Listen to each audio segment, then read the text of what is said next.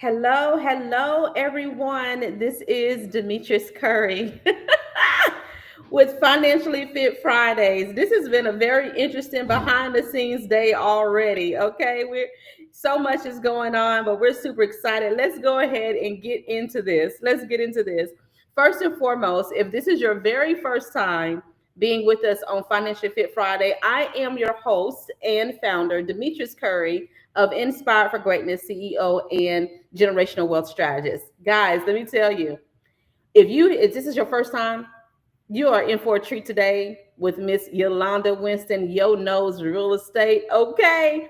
And I want to give you guys fair warning. We are under increment weather here in Alabama today. So if we have to jet quickly and get ready to leave, we will let you know and say, hey, we'll do a part two to this particular segment. But we are watching the weather at this time, and we do have some warnings in the area. So I just want to make sure that you guys are aware that we may pause and may end up having to do a part two. But let's jump into it. Today, I have none other than Miss Yalanda Winston. Oh my goodness. Let me tell you something about this lady.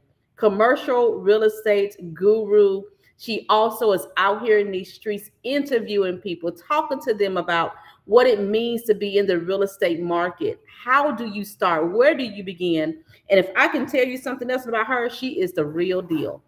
The real deal. I've worked with her in the past and working with her right now on some other stuff. Hello, I'm not gonna tell too much of your business, Yolanda. I promise you I'm not gonna tell too much of your business. But what I am gonna say is that here at Financially Fit Fridays, our whole the whole thing of bringing this together is to make sure that we can help those people that are trying to learn what to do in the industry. How do they actually get together with their finances, whether it be budgets, whether it be real estate, whether it be how to invest properly, whether to position themselves in a way for government contracting. And when we brought this thing together today, I had all those things in mind because we have a lot of people that's in the real estate investing market that also are looking for those type of things. So before we go any further, I want to bring on none other than Miss Yalanda Winston. Yalanda, tell me, can you hear me?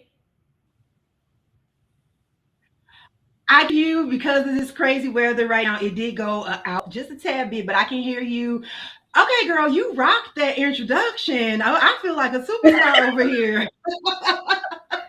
I need to grab some of those Amazing. skills. Thank you so much. Man, you are amazing. Listen, I love working with you, seeing what you're doing out here in this industry, man. Hosting, letting people know what's going on, educating, you know what I mean? And locking in some major contracts, I may add. I'm not gonna blow your smoke just a little bit, but you're doing the darn thing out here. Yolanda, thank you for being here with us today. And I know that we have some weather going on, so I want to make sure that we don't stay too long, but I want to make sure we get it all together. So we're gonna stay as long as we possibly can Yes. today. And if we have to come back for a part two, we will. Is that fair? That is absolutely fair. Is I'm in front of my window, and as long as I don't see my trees doing the lean, we're all good to go.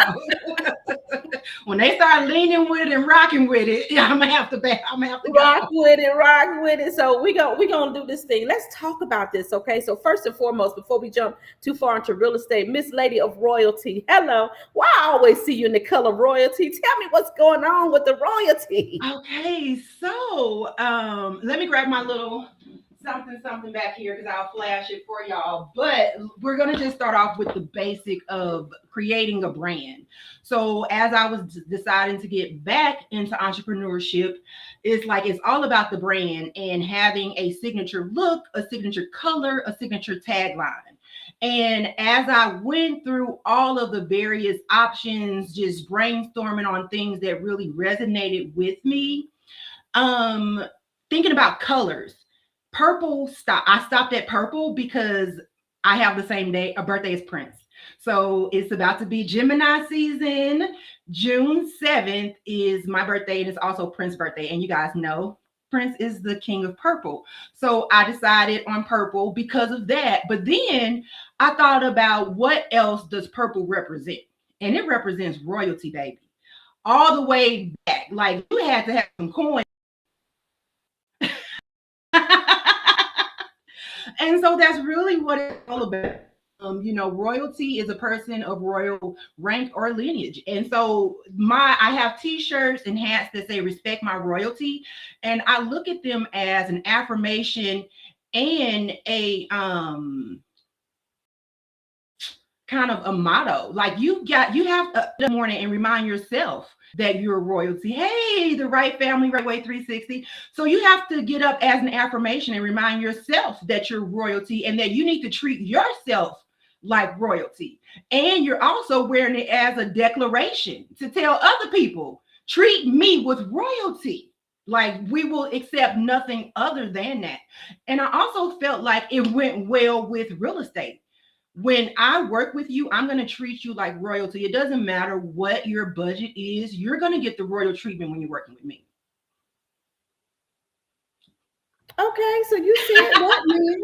Okay. So yeah, my hair used to be purple and now I'm letting it grow out a little bit. And you guys know bleach is not a good friend of hair growth. So I switched from the purple hair and now you guys will see me wearing purple. Okay. Yeah, because when I met you, you had the purple hair. I said she is rocking this purple. I don't Yeah. think I could rock it like she's rocking it, but she is rocking the purple. Because I don't know if you recall years ago, I had the red burgundy hair. Yeah. And it was Yep. really short like a pixie. And I was like, you gotta baby to walk that thing, girl. Yeah. It's confidence. It come with confidence. Yeah. It comes Yeah. with confidence. So let's jump on into it. I mean, literally, we talk about commercial real estate all the time. We've done this. This is not our first rodeo of working together and interviewing with one another before in the past. Mhm. So let's talk about what's going on right now in this economic climate, right? We are Okay. here in a time frame where people are trying to get in real estate. They're trying to learn the lingo, right? But there's levels to this thing. Yeah. There are levels to this thing. So let's talk about the levels of maybe the person that has the experience versus someone has never done it before. And Okay. maybe they have a dream or a vision. They think they're ready. Maybe they're not ready. Let's talk about that. Yeah, so there is levels to the real estate game. There's a lot of information that you might come across that say you can get into real estate investing with no money, and that's not necessarily true. So you have to understand that you have to either know how to raise money or you're coming in with money. And so that automatically puts you at another level. And so let's say the levels that I think of with real estate and really any business is you have your ideal phase, you have your planning phase, and you have your implementation phase. And so during your ideal phase, that's when you're really just trying to figure out what is it that you want to do, who do you want to serve? And you're gathering all your resources, like you said, learning your lingo. And to be honest, in this day and age, the technology that we have, everyone has access to basic level information on anything. There is nothing that we cannot learn on the internet, especially when you start to get into AI. So you can get that basic understanding, kind of get the idea of what type of real estate do you want to invest in. You may not know what type of real estate you want to invest in, but you have to learn what your options are so that you can decide what lane of real estate you want to go in. And then after you kind of understand that, you move into your planning phase. And in your planning phase, that's when someone like me and Demetrius, we come into play. So now you have an idea of what you want to do. You have your basic lingo. You have an understanding of the team you need to build to make that happen, right? So now you call me and I'm asking you all these questions and I know, okay, you've done you have a great idea. Now you're ready to create a plan. And in that plan, I'm going to give you some homework. And I'm going to, because there's still things you have to do. Like I look at it like a baseball game. I'm on third base. I got to get you to home. I'm not a first baseman. I'm not a second baseman. I'm not the pitcher. I'm not the outfielder. I have people in those positions. I'm third base. There you go. So I need you to get to third base so I can get you home, which is completing the transaction. And so first base is your idea, second base is your planning, third base is your implementation. So I'm involved in the planning, because I'm telling you who to talk to. Do you have this resource? Have you reached out to the city? Have you done these things? I'm helping you create the plan, right? Right. It's up to you to execute the plan. I'm not going to chase you. I will follow up. I will keep in touch, but I'll have to gauge whether or not how are you ready to move out of the planning phase and into the implementation phase. And Mm. so now you're ready to implement. You talk to Demetrius. You have your loan lined up. You have all your LLC docs lined up. You have all that lined up. Now you're ready for me to go out and look for some properties for you. So I know, similar to your process, you really have to understand what the person's vision is and what their goal is, and you have to stand behind it. You and I are in a position where we have to believe in their vision because we have to sell it. Exactly. I have to sell this to that property owner. I have to sell this to make them be like, okay, this person is qualified to make this person purchase. So it's one of those things where I can't want it for you. I can't want it more than you. So that's why I put things in those levels. So if you're still in the ideal phase, I can help you. If you're in the planning phase, I can help you. If you're implementation, that's my lane. Let's There you roll. go. Yeah, but I'm there throughout all the process. It's just a matter of what I can help you with at each step. I can't help you a lot in your ideal. I can give you encouragement. I can give you resources. When you're Yes. planning, I can give you resources. I can give you referrals so that you can build all that. And now you're ready to go. So that's kind of how I look at the different phases. You have your idea, you have your planning, you have your implementation. I love it. I love it. And oh, you touched on so much right there. Let me see which one I want to grab first. Because I know. I said, no, let her get through this sentence because I just grabbed that one and grabbed that one. Yes, ma'am. So here's the thing, right? What you're talking about is playbook action. Yes. Playbook action of making sure that you are going through each of the steps to get to the finish line, right? And just to give a little bit more clarity, you're actually in that area where you go find the property. You actually Yes. help them, decide on whether they're going to buy the property or sell the property. That's your lane. And I'm Yes. in the lane on the other side of funding the deal.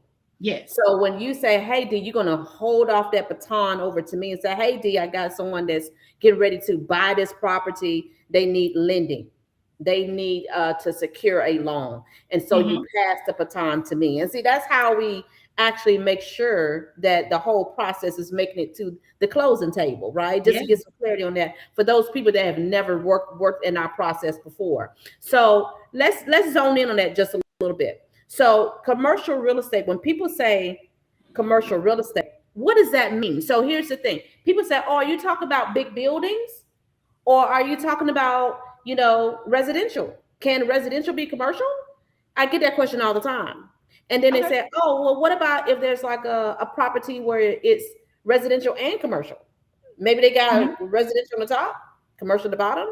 What Mm-hmm. does it mean in your realm of, being able to put in a purchase contract? What is commercial in your lane? Commercial is really any real estate that you're not going to use for personal living. If it's not your personal residence, it can fall into the residential lane. So if you go out and buy a single family home, but you bought it to rent out, that can qualify, or that can technically fall under the realm of a commercial deal, especially if you have, that's an investment. You're not using it as a residential income. And especially if you plan on building a portfolio. So now you have 10 houses, that's a portfolio. And I'm going to sell, when you're ready to sell, I can help you buy those 10 houses. And when you're ready to sell that portfolio, I'm going to sell the whole portfolio. I'm not going to sit here. I'm not a residential agent, so I'm not looking for sell one house at a time. I want you to get a bunch of houses and we sell it as a portfolio. So that's one way. And then, so of course, yes, you have the huge buildings, and then you have small mom and pop shops, the gas stations, the strip malls, the office buildings, the food trucks. That's commercial. So yeah. Listen, you just jumped in on that food truck thing. Listen, if y'all ain't grabbing these nuggets that she dropping right now, you better go ahead and like and share this page. Go ahead and like and share, subscribe to this channel because you want to make sure, because she's coming back and we're going to do some extra stuff. We're going to dig even deeper. But listen, when you said food trucks, I was like, hold up. Did she just mention that right there? Because that's a big thing. It is, especially here in Huntsville.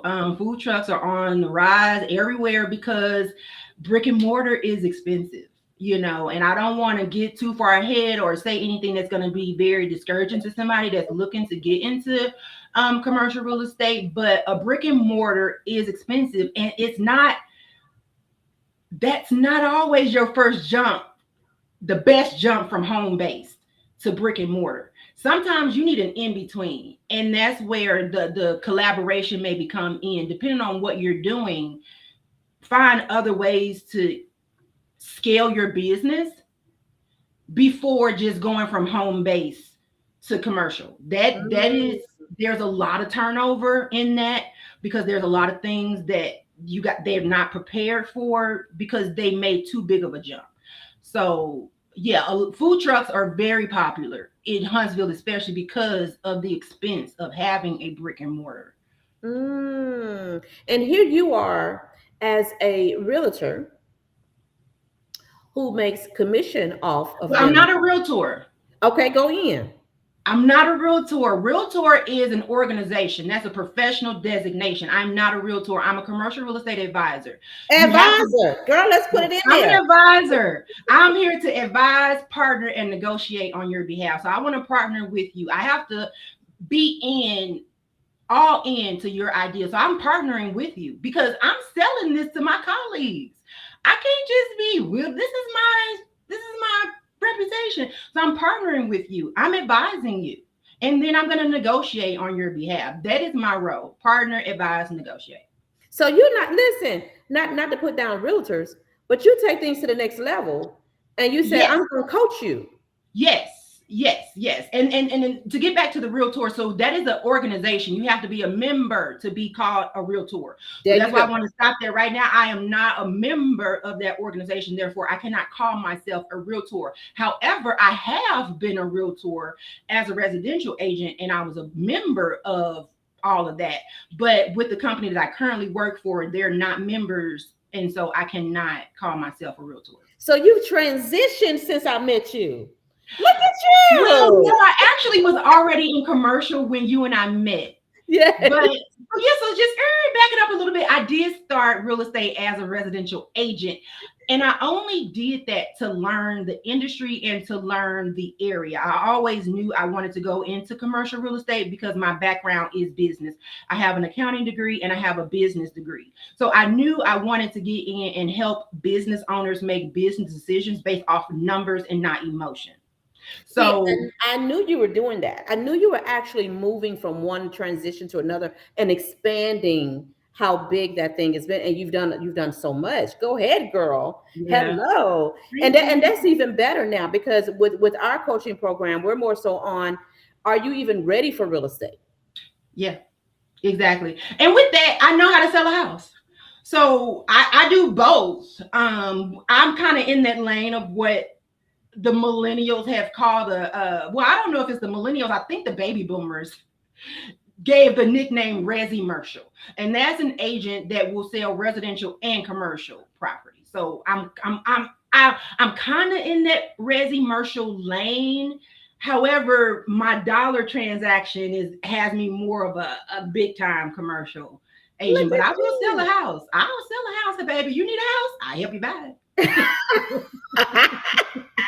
And look, and I've actually seen you with bigger buildings because it's like, okay, we got this 40,000 square foot building, things like that, whatever, things that you actually touch as well. So that's just amazing that you can do have a variety of both, it. right? Yes. And have Mhm. a variety of both. Yes. So what I love about what you're doing here now is that you're not limiting yourself on what you can and cannot do, and the ability to step out and also not be completely under one umbrella, to be able to have the flexibility to do whatever your client needs, because essentially it's about what the client needs. Mhm. Yeah. And I mean, some clients are going to start off their investment journey with their first purchase being a house that they're going to live in. That might be their plan is okay, every 2 years or every 3 years, depending on the tax um, ramifications of it, I'm going to buy a new house. I'm going to live in that house. for a certain amount of time, and then I'm going to rent it out, and then I'm going to buy another house and live in it for a certain amount of time and rent it out. So I want to be a part of the whole process, you know. And a lot of times the person who sold you the house, you want them to sell it again, who helped you purchase it. You want to go back to them, and so they can sell it. So yeah, I want to be there through the whole process. I want to help people through the whole process. It's just a matter of kind of sitting back and saying, okay, where is the bulk of my bread and butter going to come from? How can I make my financial goals? And then how can I help everybody? So I have to be in a Yes. position to meet my financial goals, but I don't want to be in a position where a deal is too small for me. You I know, got you. there's really no deal too small. It's whether or not that person is serious and whether or not they're ready. If you're looking for 1,000 square feet and you want to rent 1,000 square feet, if I think I can help you, I'll help you rent 1,000 square feet. Am I gonna get paid a lot of money? Absolutely not. But it's not about that all the time. So I want to help everybody at every stage. However, I got to think about my bills and my level of comfort and kind of decide, okay, this is my main focus, and I can help everybody else in the And process. yes, and it takes balance to be able to do that. And it also shows your character. It also shows that you are willing to help them where they are. There is some give and take there to make Yeah. sure that you are still making sure you're covering yourself in that kind of area. Now, let's talk about the intricate details of being an investor. Okay. So, as an investor, let's say that you are a person that want to create cash flow in properties, right? Cash flow Okay. in properties, maybe some residential, long-term rentals. Sometimes a short-term rental. Sometimes, depending on what state you're in, it can actually vary on the requirements for that. But let's look at long-term rentals. All right, what would they be looking for? What type of properties, especially here in this particular area, what would they be looking for that would be their first start? Okay. So if I understand you correctly, I have somebody that's trying to get into real estate, and bring it to me again. So they're trying to get into real estate and they want to know exactly where they begin. What type of property should they be looking at as a first time investor? What do they Oh, do? cash flow, the most cash flow. Okay. Cash flow, So yes. they want it, they're new, they're just beginning, and they want to know the best way to create cash flow. Cash flow, positive cash flow. The best way to create positive cash flow in real estate is to sit and wait. It honestly, a lot of real estate doesn't cash flow right away the way people think it is. So the biggest way to cash flow is you're gonna buy cheap, and you have to have a team there to be able to get it back up. So you really, if you want to create cash flow quickly, you have to buy value add. You have to find a property that has a lot of value add, meaning it needs a lot of work done to it, or the current owner is not charging the proper lease rate. So you can come in, you can fix it up, and you can charge a higher lease amount because you bought the property at the price that it was. Let's say, for instance, let's put out some even numbers. You buy the property for $100,000, but it needs all this work. And when you get done, the property is going to be worth $200,000. You just built all of that equity, and now you're being able to cash flow a little bit more than you would if you just kind of came in with it being ready. So if you want it, that requires, that is not necessarily something for a beginner, because you need a team, you need a strong team, and you need a lot of capital in order to do that. That's coming in and taking something that is in almost terrible condition. So that's going to require a lot of money to get it back up to par. It's going to require the right team to get it back up to par. It's going to be off market the whole time you're doing all that. So you're not making any money the whole time you're fixing it up. So you already see how we digging in the hole, and we haven't even opened for business yet. So that's not, Yes. so if for new investors, I would tell them, don't focus on cash flow. Focus on building a portfolio. And then as you build that portfolio and you grow and you learn and you know how to manage your portfolio, then you start leveraging it out for better deals. So So you let's kind talk of about start off where you can mhm. until you build up to where you really want to be. Absolutely, absolutely. See, Let me Yes. piggyback on that. So, because that gives you, yeah, you see, they are, Sweat yes, equity, ma'am. yes, right. Yeah, they know all about the sweat equity. They Yes, know about yes, that yes, sweat yes. equity. Is Yeah, that the rights? Oh, yeah, they yeah, know that's about the sweat equity. right. So here's the thing. So just to piggyback on that, and that's one of the things that we also coach on when we're talking to a client. Let's say that you bring me a client and you say, "Hey, D, we found a property that's $100,000. Its value is probably about 120, 130, but it needs about 30 or 40,000 in some renovations. What can we do to get the renovations like put into that?" Now, there's a special case we call the bridge, and we can do a bridge loan. We do a bridge loan to help them with purchasing the property, adding in the cost of the renovations, and but they still have to bring enough money to the closing deal. Okay, is what you call LTV value. So that LTV value, if their interest rates is pretty decent and their credit score is pretty decent, they may be able to get some really good LTV value, maybe 80% LTV, 85%, best case 90%, if we get the right hard money lender to help with that. But that means they have to still bring money to the table. And that's what you're talking about as far they have to bring money to the table to even get their foot in the door. And when they Yes, get their foot in the door, okay, now they need to be looking at they need to look at their numbers. yes, Because even when we're looking at a particular property, if you bring a property to me, my first question to you is, have you evaluated the numbers? yes. Is it If gonna cash not, flow? let's do it now and make sure this is a perfect fit. Yes. And if The it's whole not a process. perfect fit and you know that you're not going to make the cash on it immediately, then do you already accept the responsibility of paying this mortgage, Yes, of paying this mortgage for what, the 30, 90 days, possibly 6 months of renovations, depending on how big the project is? Are you willing to make those payments to this mortgage until we put a tenant in that will cover the rent and the mortgage? You see what I'm yes, saying? yes, So the mortgage has to be covered yes, unless you're saying, hey, I know it's going to be deficit. I just want this property because I want to use it as leverage later. That is yes. something you come in already mentally knowing that I'm going to use this property as leverage later. And I don't really care about the cash flow. It's Exactly. about the vision, Yes. The end goal. the end goal, and the vision in mind. Because Hmm. I've had clients that say, hey, I want this duplex, this quad, this 8 unit, and I know that I'm not going to make a lot of positive cash flow on it, but the goal is a year or two down the road I want to leverage it against something else. And Yeah. so they already have that in mind. So it's all about what the goal is, what the vision is, and how we're going to actually leverage that later for an end goal. But you have to take on the responsibility early on, like you just said, that hey, you may have to make these payments Hmm. during this time frame. That's a realization. People seem to think that when they get into a rental property, they're automatically going to rent it.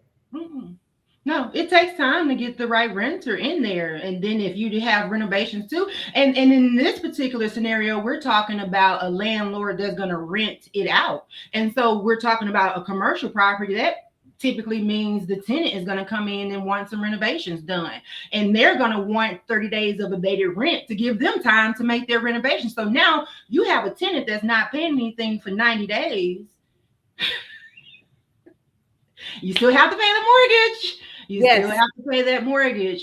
So yes, it's that's the part that people tend to not understand. That when you Mhm. get a finance, let's say you get finance effective June 1st, then your mortgage is not due until July 1st. Okay.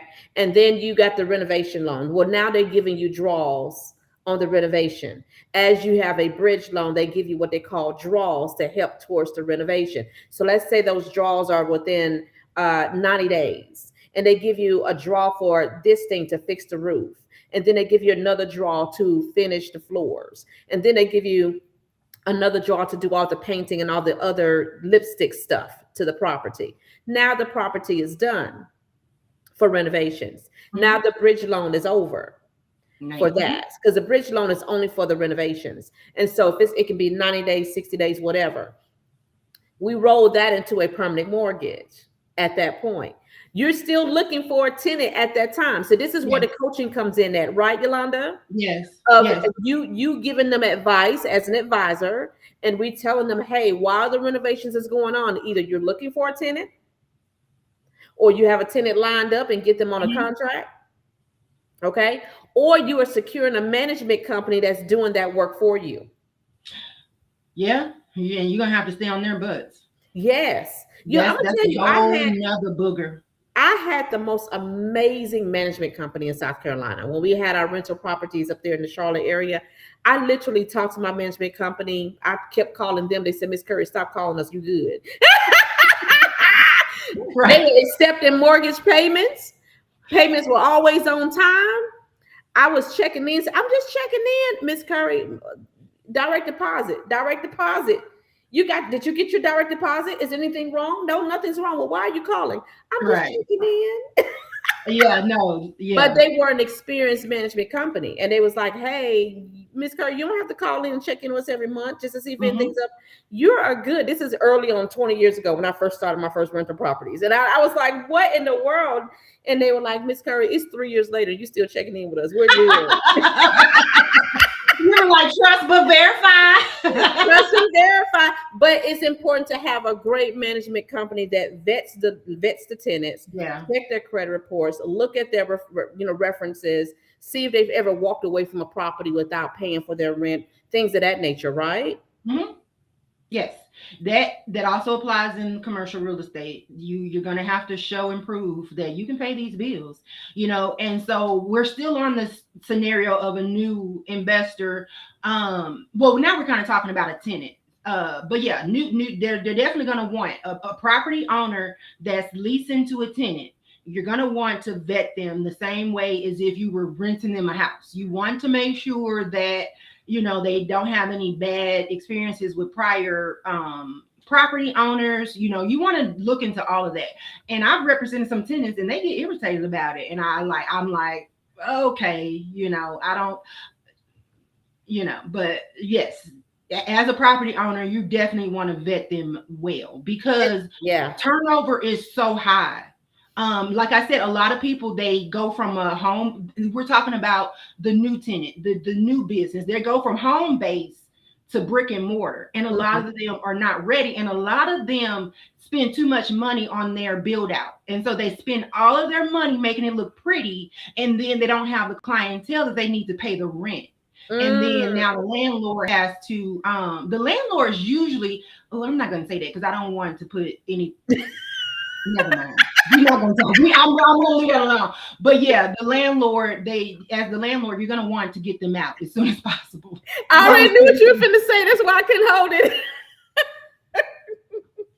you want them out. You want to get them out as soon as possible so you can get the next tenant in there. And that, so if you think you're gonna be that property owner where you are always giving somebody an extra month to pay their rent, you have to you're that's gonna mess up your cash flow. That's gonna mess up your financial record. So when you come back to me and you want me to sell this property with tenants in place, the new purchaser is gonna say, well, let me see their rent roll. And now I got to show them a rent roll that, first of all, you might not be charging enough rent, which is good for them because they're going to now lowball you. But they're also going to see that you're not collecting rent in a timely manner. So those things come back and bite you in the butt. Yes. So Yes. you have to have those boundaries. You have to be stern. You have to know when to dig a new hole. Don't keep digging the hole deeper. You got to dig a new hole. Yes. Yes. I know some people try to hold on to as much as investors. They try to hold on as much as a landlord, much cash flow as they possibly can, much profitability as they possibly can. One of the things that I normally advise our clients is that if you are not used to managing property, if you're not used to managing people, if you do not have the time nor the patience to work with keeping them on their toes, making sure they Mhm. know your expectation, letting them know you're not playing about your rent, let them know that there's consequences to being late, all those things. If you're not in that position where you are willing to do that legwork, hire a vetted management company to Yes. do that for you. It is, it Yes. is so important to do that, because especially some of my clients are like doctors. They are Yeah. always busy. They don't Yes. have time to do it.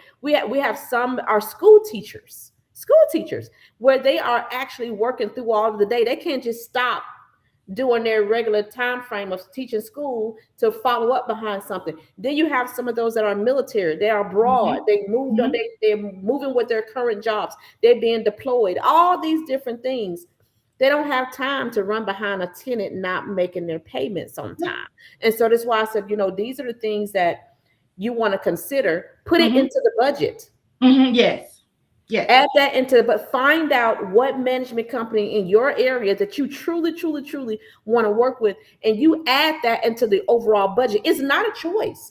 Add it into Mhm. the budget because you'll put yourself in a position where you're running behind someone. And I had one client, bless her heart, she had, and just in the state of Georgia, she couldn't just put the tenant out. Georgia has those laws. You can't just put the tenant out after you've been there for a long period of time and you made no mortgage payment. You got to actually go through the sheriff office. You got to get the sheriff department to put them out properly and da da da. You got to go through those processes of putting them out in a timely manner. But the Yes. time frame it Yes. took for them to put them out using the legal way of doing things and things of that nature, they had went through almost 90 days of no rent. How Yes. crazy is that? Yeah. It is. They will You do know? that. Yeah. A So tenant will those do are the that. things, right? Yes. You have to make sure you have those reserves. And that's where we come back to having that money. It takes money to make money. So you're like, okay, I'm going to buy this commercial property, but you need reserves. What if a leak happens? What if the roof, like, what if you haven't, there's expenses related to any real estate. And so when you buy commercial real estate, you have to have a budget set aside for emergency repairs. And guess what? Depending on, is typically speaking, that repair is not going to look like it do at your house. That price is not going to look the same. Another thing that people don't take in consideration when they're buying commercial real estate is insurance, commercial insurance.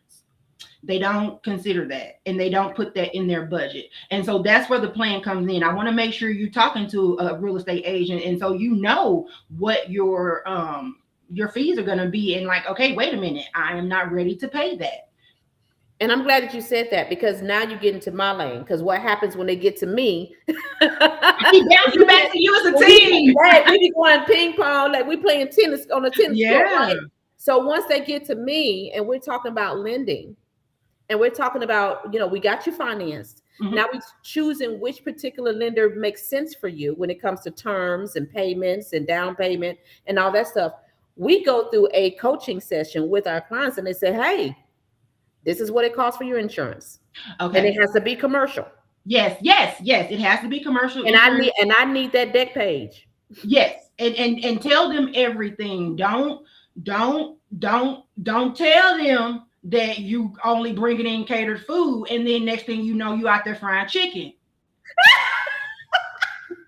You advertised on Facebook for a fish fry. Guess what? Your insurance may not cover that. So if you burn down the back of the building, That is like, so true. and then yeah, that's not a commercial space. Now you're getting in trouble with that you about to get in some trouble because You you about to get buy. in trouble because, and that's why we say, and depend on the goal of the property, right? Which is why it's important to pick the right lender. Yes. The goal of the property itself, they look at the goal of the property. They look at what it's going to be rented for. If it's a restaurant, Yes. or if it's like a Subway or a franchise or something, they looking to see what is happening in that property, and they Yes. have what they call the mortgagee clause requirements that goes to that commercial real estate or that commercial insurance agent and say, Mm-hmm. hey, this particular landlord policy must include these things. Yes. Mm-hmm. And when they include those things, they are able to go ahead and secure that, put that part of the mortgage, that what they call the escrow, put it into the escrows. And now we know we have that. We're still talking Mm-hmm. about this first time investor. I know we haven't got to Yes. the other investors yet. We're talking, and the reason why I'm so in depth about this, and I'm so sorry.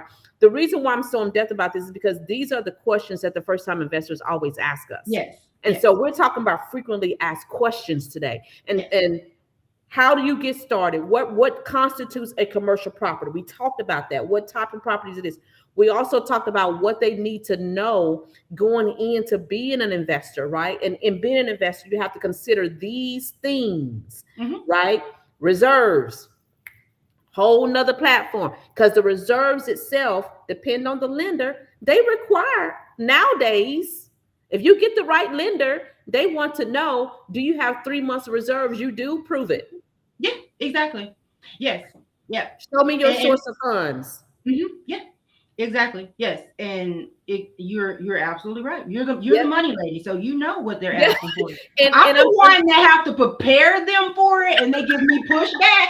And it's like, you can push back all you want, but when I push you to Miss Demetrius, you're gonna hear the same thing.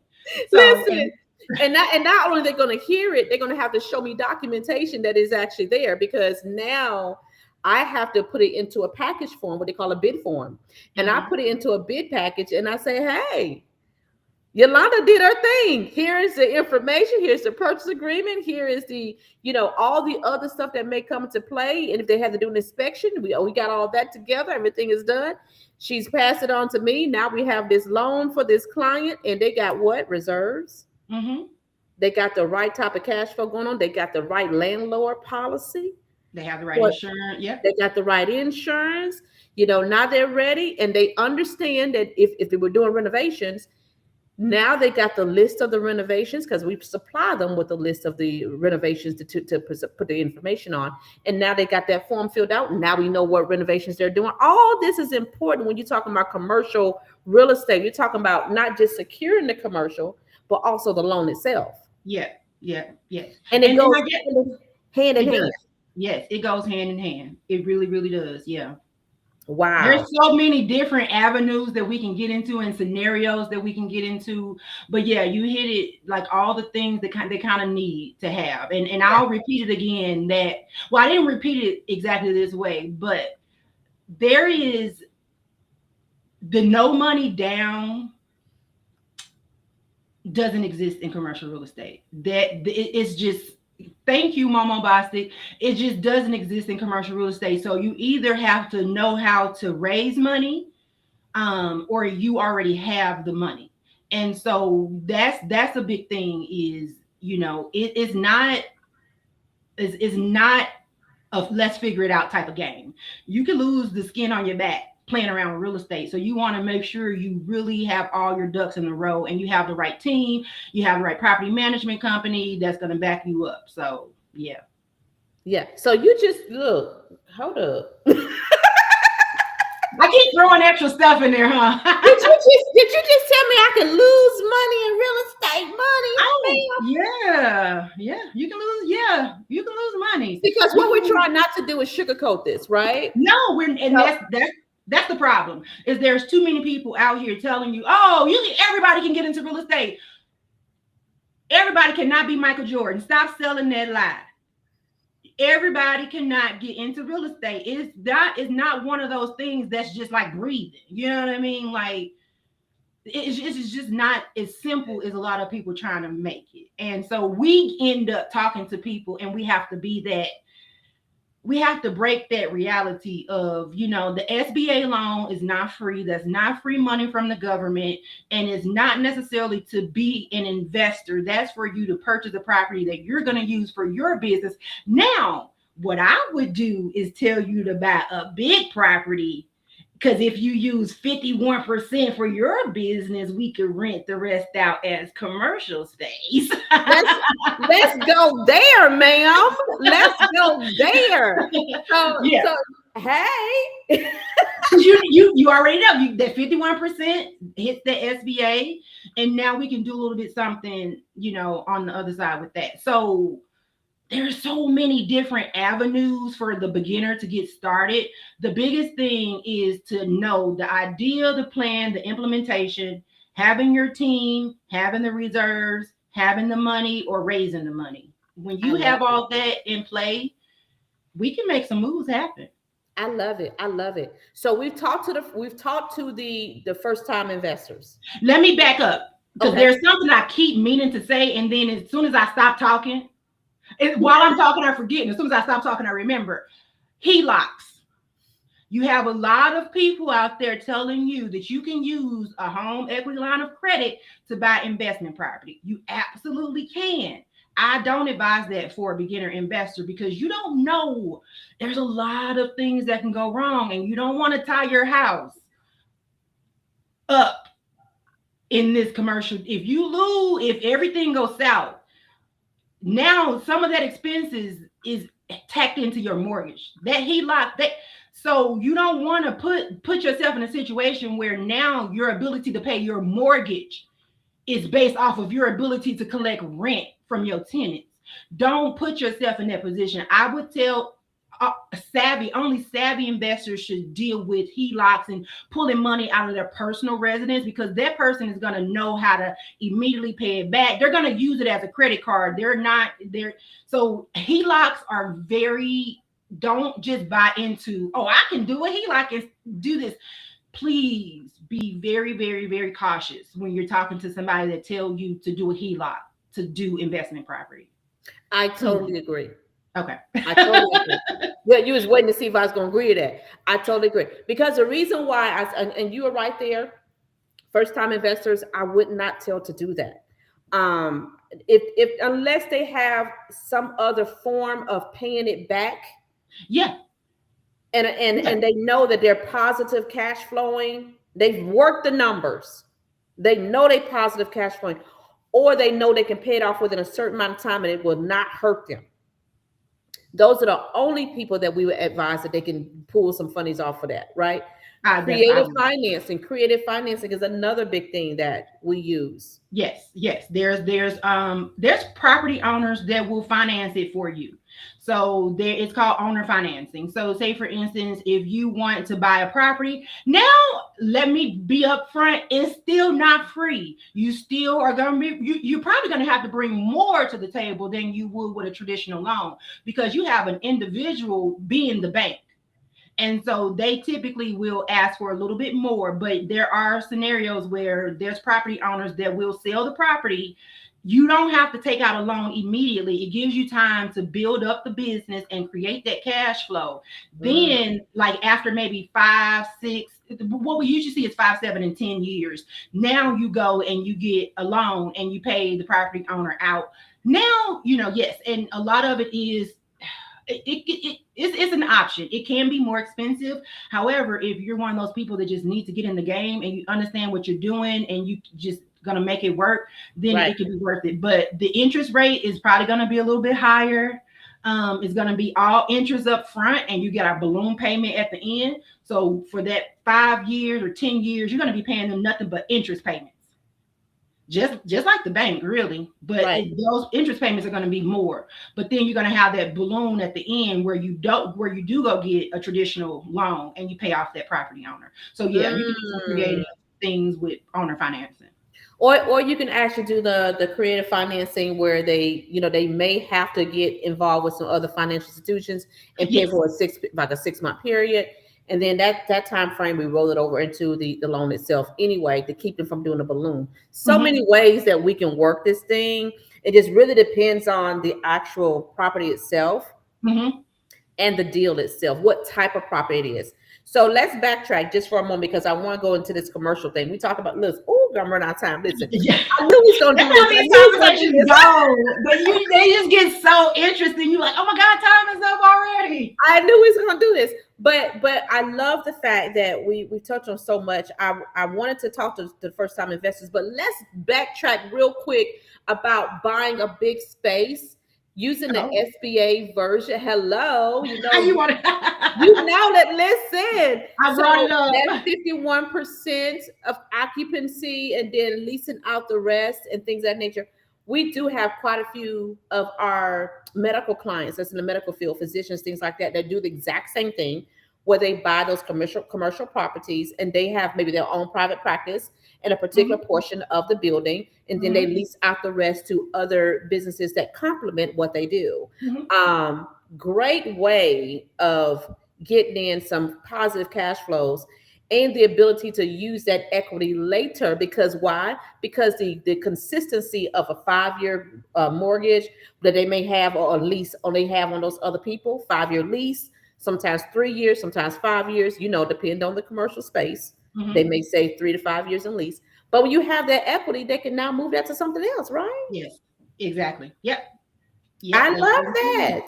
I love that. And that SBA, honey, you can work the magic on that thing. Yeah, yeah, you have to have the right advisors. You have to have the right team. Now, I was looking at my list of things. So we talked about how to start investing in commercial real estate. Why investors are shifting into commercial real estate. Ooh. So basically, like it's it's money. It's money from a business. It's almost like if you're gonna be in real estate, why not consider commercial? You have more avenues. Your target audience is larger. Like say for instance, if you decide you want to focus on office space, you could be a contractor for the government and rent them office space. There's so many reasons to get into commercial real estate. I don't want to. I don't think it's more stable. Um,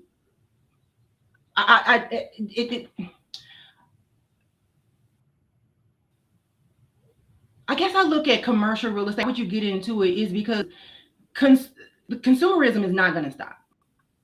Just like people always need a house to live in, people always need a business to conduct their business out of. And so it just puts you in a different realm. It can put you in a different financial state, depending on what price range you're purchasing that commercial property in. But it really, And I like I it better, agree. And I obviously. agree. It's not. Yeah, it's not that it's more stable because it is It's not. being a landlord is risky. But here's the thing: Yes. when you're in the commercial real estate space, if you plan appropriately, Yes. and if you're not sure how to plan, get the right team to help you plan. You can have something that you can't have on the residential side. You can have leverage. You can create Yes. leverage. You Yes. can create the ability to use it as collateral later for other things that you want to do. You can actually create a income cash flow of wealth that you are not able to do just by having just a residential property alone. And you have other avenues that you can do to make that property have multiple streams that you did not know that you could have. Those are some of the major things of why a lot of our investors get into the commercial space. Yeah, I was gonna say multiple streams of income. It just expands your book of business. So let's use COVID for example. You had people that weren't paying their rent. Now not to say that everybody was still paying their business rent either, but you had something, a little bit something else to rely on, and not just like, okay, all of my eggs are in one basket. So yeah. Right, right. And during those time frames, there are so you're gonna make me go into all those contracts in a minute. I ain't got time to go into those contracts. But there are extra things that you can put in place within your insurance for things of that nature, natural disasters. Yeah, There yeah, are yeah. other things that you can add into your mortgage. You can have those programs with your particular mortgage that will allow you to skip a certain amount of time doing something like a COVID situation where it's an Mm-hmm. economic situation or pandemic. There are other things that can come into play to help those landlords during time frames that they have no control, but it is a national problem. Mm-hmm. Yes, And yes, it's a yes. pandemic or something like that, then they implement those programs. The government is required to put those programs in place to make sure that the nation is not under struggle. So Mm-hmm. there are things that can happen during those time frames that can help with that. But don't lean on that. You No, have to no, have no, no. those reserves for You those times. do. You do, because guess what? Your tenants are also putting those clauses in their lease. I have tenants that want their, I forget, it's like force margin. It's something, it's some legal word that I can't really pronounce without putting it through my Webster first. But there's a clause that tenants are asking me to put in their lease in the event of a pandemic or anything of that nature where the whole nation or the whole world shuts down, that they won't be responsible for that rent. So you're absolutely right. You still have to have reserves because the tenants don't want to pay rent when they can't come in and operate their business either. So Wow. yeah, Yolanda, you didn't hit too many nuggets today, girlfriend. yeah, we can put a lot of stuff in that lease. Now, it doesn't mean that they're gonna accept it. But yeah, but Yes. this is for the landlord. So the landlords just know your tenants are gonna expect that Yeah. leniency. So yeah, you have to have Yeah. understand the resources and things. Yeah, definitely. I love that. I love that. I know we're drawing out of time, but I want to make sure, is there any other major nuggets that you definitely want to make sure you drop today? No, I think we hit everything. We talked about the mindset shift. We talked about how ownership changes everything. We talked about creating different ways to create income. We talked about how to start. I wanted to make sure we hit all the things we told the people we were going to hit on. You know, y'all may not have picked up that we put it down, but we did put down what we said we were going to put down. And we wanted to make sure, and I wasn't even looking at a list. I was just, my Yeah. brain just be going. So with the thing is like first time investors, those that are very seasoned investors, what to be looking out for, changes they need to be implementing right now, as far as making sure they have their paperwork right, their landlord stuff right, all that stuff they need to put in. If they've experienced stuff in the past where their tenants were not paying, they may have to adjust their lease. Yes. Oh, yes, definitely. If whenever you're running into the same problem, that's where rules come about. Definitely, you need to change. You look. You see, I got real serious. Yes, you got to pivot. If you that's just like attracting the wrong type of mate. Yeah. We got to change some stuff around because I'm attracting the wrong people. So yeah. Yes. And also management. That's why now I'm a true believer in having a great management company because I don't have the time to manage properties. I agree. I would suggest first time investors get a property management company. They're going to do your bookkeeping. There's so much more that's going to come with the property management firm than just them keeping an eye on your property. They're going to vet the client for you. They're going to do all of your bookkeeping. You don't really have to worry about that at the end of the year. They're going to take care of the maintenance, and they will also assist with evicting that tenant, and they have all the resources to make that happen. They have plugs with the attorneys that could get the sheriff out there a little faster than if you try to evict them yourself. And so I would definitely suggest they get a property management firm because you need to be I suggest people be invisible owners. I love that. You don't need you don't need a personal relationship with them. If you need friends, go find, don't make them out of your tenants. Because what you do is you put yourself in a position for them to ask for favors and for you to, now you're up at night because you feel like this person's livelihood is in your hands. You want to be hands off. So the amount that you're going to pay that property management firm is going to be worth it. Do you want to get calls at 12 o'clock at night because the tenant is telling you whatever's broken? Or do you want to be trying to find a contractor to go fix that for the tenant at whatever o'clock? Like, do you, and now, do you want to be arguing with the tenant? Because we know some of them get irate and disgruntled and combative. Woo! Do you want to handle that? Trust me, you don't. Yo, did you just roll your neck? Listen, and you, I'm telling you this. True story. One of our tenants in South Carolina, I had never met them before. I knew one of them was a fire marshal chief, and I knew the other one was a nurse, a husband and wife. And they had an ice storm that came through Charlotte, and it knocked off some of the shingles and things like that off of the house. Okay. Remember that management company I told you about? They had already handled it. They called me and said, Miss Curry, we have our contractor out there correcting the shingles. They gave us a report that some shingles came off the house during the ice storm. Just letting you know we're correcting. We're taking it out of the rent to correct and to change, and direct deposit will be a little bit different. Mm-hmm. And I was like, okay, cool. I didn't get no phone calls. I didn't know what was going on. I knew there was a storm. I didn't have to do no contracting, find no contractors. They already took care of it. Yeah. And I was like, oh, okay. Well, I didn't even know they had a storm. I didn't know that we had some shingles down. Now you're telling me it's already fixed. I appreciate it. Exactly. Yeah, I went through a similar situation. I had a house that I was renting in Belleville, Illinois. I didn't even know the tenant was getting evicted. Had no clue.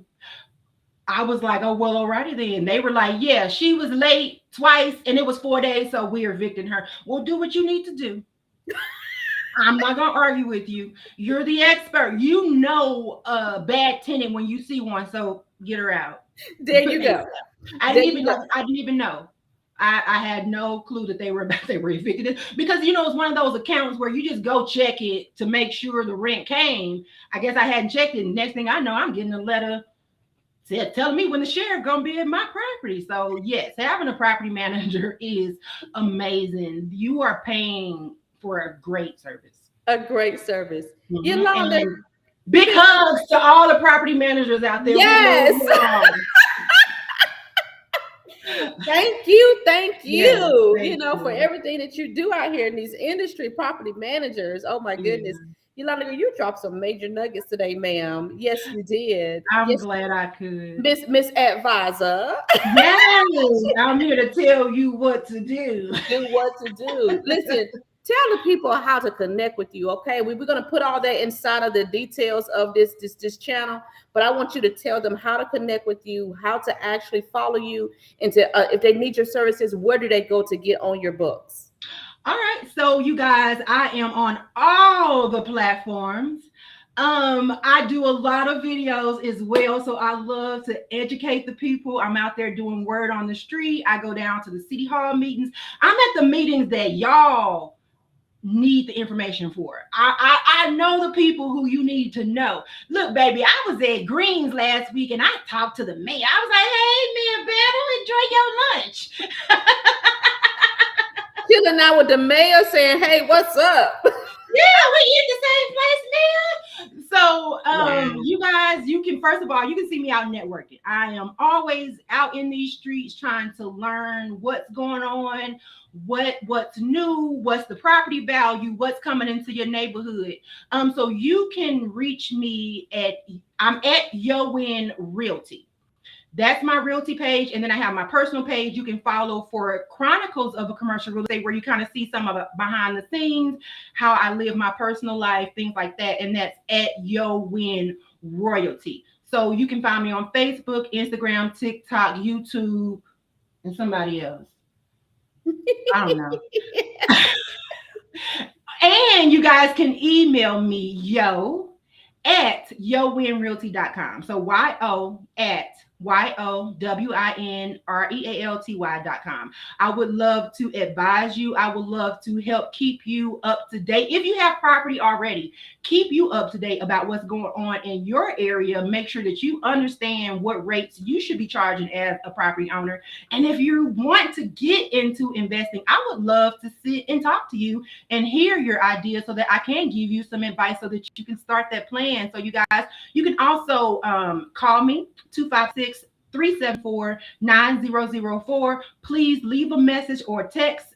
Business owners, we get so many robot calls. If you don't tell me you're a real person that need real services from me, I'm not just gonna call. This is not 1994. We're not star 69 and folks. Okay,